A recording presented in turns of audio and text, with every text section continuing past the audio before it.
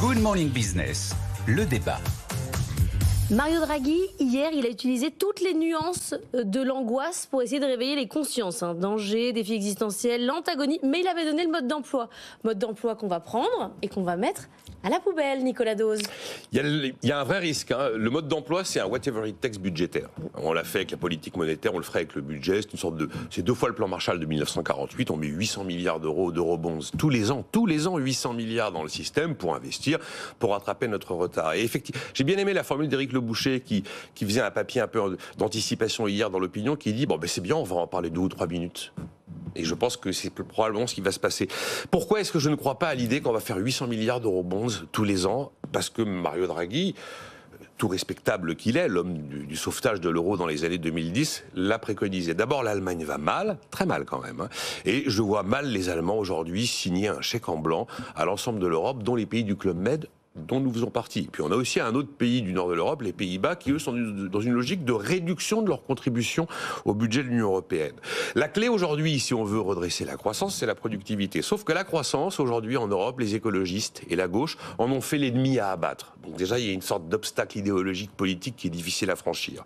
Ensuite, on a une Europe beaucoup trop enquistée dans son administration, dans sa bureaucratie. Cette espèce de whatever it takes budgétaire, on le lance en 2020 sous l'impulsion d'Angela Merkel et de la France à l'époque avec Emmanuel Macron. Fait 4 ans après, on a décaissé un tiers seulement des quelques 750 milliards d'euros. Donc, ce qui n'a pas fonctionné une fois a peu de chances de fonctionner une nouvelle fois. Mais il dit aussi qu'il faut débureaucratiser. Oui, il faut, sauf que les États-Unis sont une puissance fédérale, l'Europe ne sera jamais fédérale. Aux États-Unis, on a un peu de recul sur l'IRA de Joe Biden. Avec l'IRA de Joe Biden, un industriel étranger qui veut s'implanter sur le sol américain, entre le moment où il décide de s'y implanter et le moment où il met la première pierre de son usine, il s'écoule à peu près 4 mois. J'arrive pas à croire que ça puisse être possible chez nous. Et puis pour que tout ça fonctionne, il faut quand même une impulsion politique forte qui, dans le passé, a toujours été donnée par le fameux moteur franco-allemand, qui a toujours été objectivement plutôt qu'une entente franco-allemande, une mésentente cordiale, mais objectivement, qu'est-ce qui reste du moteur franco-allemand ? Vous avez une France qui est quasi bloquée politiquement et qui là se prend son mur budgétaire, et vous avez une Allemagne qui est en train de vivre un déficit public de cette. Et vous avez une Allemagne qui est en train de vivre le revers de son modèle mercantile.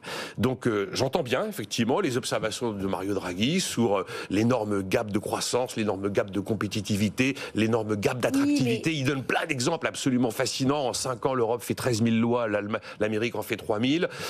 Il y a ce moteur de croissance américain qui est la puissance démographique que nous n'avons plus, c'est sans doute le principal sujet. Mais la solution préconisée, le plan Marshall version 2024, je pense qu'il n'existera pas. Jean-Marc, moi j'ai quand même du mal quand on dit tout ce mal de l'Europe. On a quand même des trucs qui marchent, on attire les capitaux des autres pays, on est aussi cuit que ce que dit Mario Draghi. Non, je trouve ce Europe bashing ridicule, et je trouve les arguments qui sont mis en avant. Le plan Marshall, c'était en plein baby-boom. Le plan Marshall, c'était à une époque où la démographie de l'Europe était une démographie en pleine expansion. L'Europe, c'est une maison de retraite, et donc elle doit avoir une politique de maison de retraite. Et une politique de maison de retraite, c'est pas de faire des dettes, c'est pas de parler avec émotion d'une période où elle avait des enfants, c'est d'avoir de l'épargne et de mobiliser la quantité de travail qui lui reste. De l'épargne, elle en a. Quand l'Europe dégage des excédents extérieurs, c'est qu'elle fait de l'épargne. Quand on compare aux États-Unis, l'Europe exporte plus de 500 milliards d'euros aux États-Unis et exporte vers les États-Unis et importe 390 milliards. L'Europe dégage des excédents sur les États-Unis parce que les États-Unis, c'est la monnaie mondiale et une démographie beaucoup plus jeune.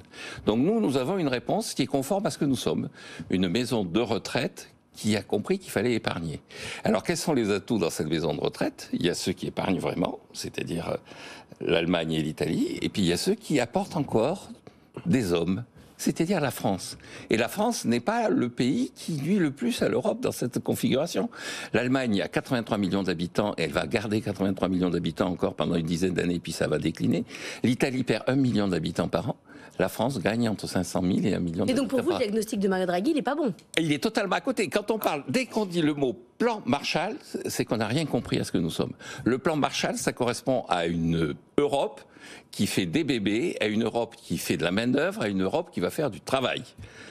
La réalité, c'est que nous avons une Europe qui fait de l'épargne, une Europe qui est une maison de retraite, une Europe qui est en voie de japonisation. Et donc, il faut répondre à ça, pas par de la dette, pas par une fascination malsaine pour les États-Unis, mais par l'idée où est-ce qu'on va utiliser notre épargne, comment est-ce qu'on va mieux former quelques main-d'œuvre qui restent en France, comment est-ce qu'on va se préparer à l'économie. Donc sur la productivité, c'est peut-être le seul truc où il a raison. Oui, sauf que la productivité, tout le monde est d'accord, sauf que personne ne sait ce qui va déterminer l'évolution de la productivité.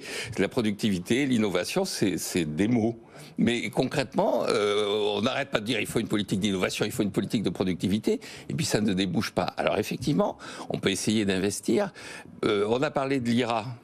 Il y a eu un rapport budgétaire américain qui a dit que 80% des dossiers n'étaient pas conformes à ce qui était prévu. Mais ils ont eu quand même les aides. Hein. Ils ont eu les aides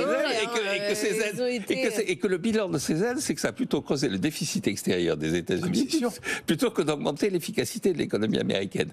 Et donc, je pense que le véritable enjeu, c'est effectivement d'adopter notre politique économique et notre réalité économique au fait qu'il faut du travail et de l'épargne dans une maison de retraite. Il faut admettre qu'on a une canne et des cheveux blancs, quoi, voilà.